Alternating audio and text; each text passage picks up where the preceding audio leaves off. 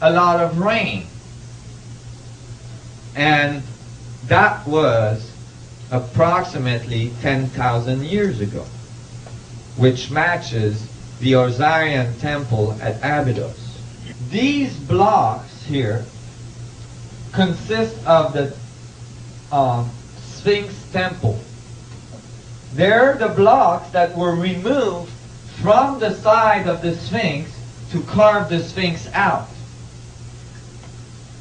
Now, if you were removing blocks from the Sphinx enclosure to build a temple in front with the blocks, would you use 100-pound block, 500-pound block, maybe even 1,000-pound block? Even like 3 or 4 tons pound blocks. That would start becoming a problem with our current technology, especially in the sand. And especially if you got to stack them. Okay? But the ancient Egyptian or whoever 10,000 years ago built this didn't remove 100-pound block. They removed 200 tons block. And we know that they were removed from the enclosure because the stratification of the layers of rock matches where they were removed from, and you can actually tell which rock came from exactly where in the enclosure.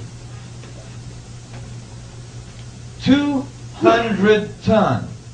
See, this is a little person here. See what I mean? It's not trivial. You don't just grab a 200-ton block with your buddies and move it over there. The current we actually at this time lift about 200 ton with the largest land crane on earth. And we move it only from a truck bed into a boat. We can't roll with it. We can't go and move it around the sand, and certainly we can't stack them on top of each other to make a temple. 10,000 years ago, somebody was moving 200-ton block with ease. I think this is fantastic. You know, because this is about our true history. This is about what happened on this planet prior to our current history, prior to our current thinking. Look at this statue. Ramses II. When they found this statue, it was laying like this. It had fallen over in the desert. It's made out of pink granite. It's perfectly polished with copper tools. And this is a person beside it. The statue itself, when they found it, they said, "Oh, let's just move it over there because we're going to build the Ramses Museum." So the engineers came and they said, "Well, okay, but then we'll have to cut it in pieces because this thing is approximately 1,000-ton solid block of granite. 1,000 ton. That is 5 times more than what we can lift today with a land crane. So instead they built a museum around it. It was much easier. This is not the only 1,000-ton block that was found. The pillars on each side of the entrance of temples in Egypt, they are called obelisks. Many of them were in excess of 1,000 tons.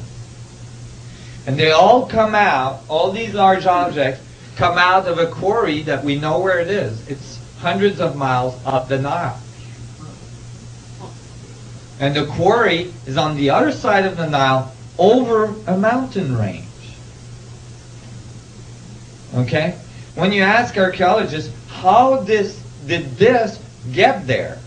They say, they cut a trench from the Nile across the mountain range into the quarry. And then they let the water in, and then they picked up the object, they stuck it on a barge, and they floated it down the Nile.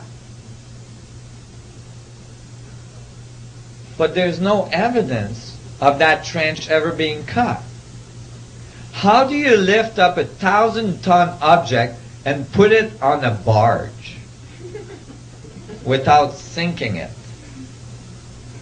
I mean, that is just not appropriate. It just doesn't happen. So when you look at this, you start to wonder, who were these sun gods? And were they able to go all around the world? Under the water in Japan, recently, pyramids were found.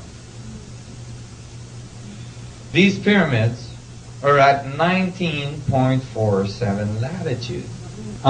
They're enormous pyramids. All the fishermen knew that they were there, but they didn't think it was important, so they didn't tell anybody. And here is another picture of these slabs. They're huge. They're huge blocks. What's really interesting about those is that, you see, you can't date a pyramid. You can't date a monument, because carbon dating only carbon dates. You need carbon. Rock doesn't have much carbon in it. Not enough to date it. It has silica, and it has, a certain rate of decay and all this. You can date how old is the rock, but that won't tell you when it was cut and assembled into a pyramid. Okay? So actually, archaeologists don't date the monuments. They just find the bones of this poor fellow beside it, or they find a fireplace beside it or something, and then they carbon date that. And they say, oh, it's this dude that built this thing. You see?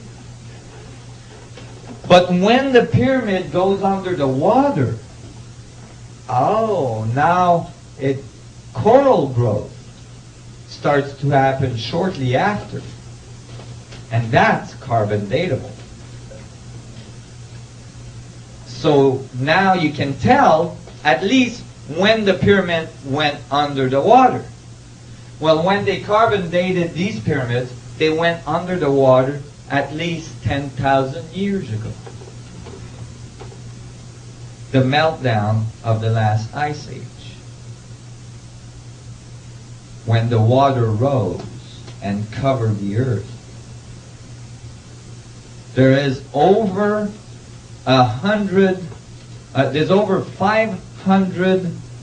flood stories in ancient civilization all around the world, talking about an advanced civilization that was there prior the sun gods, and the flooding that occurred that destroyed most of that civilization.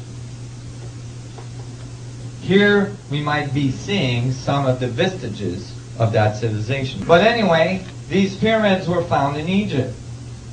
These ones are datable to 10,000 years. Check out this picture. This was taken during the Second World War by an American pilot that was lost over China. And he saw this pyramid, and he took a picture, and he brought it back home. He survived the whole thing and brought the picture back home. And everybody, a few years ago when I would present that, people would say, oh, well, that one is iffy, this could be a hoax.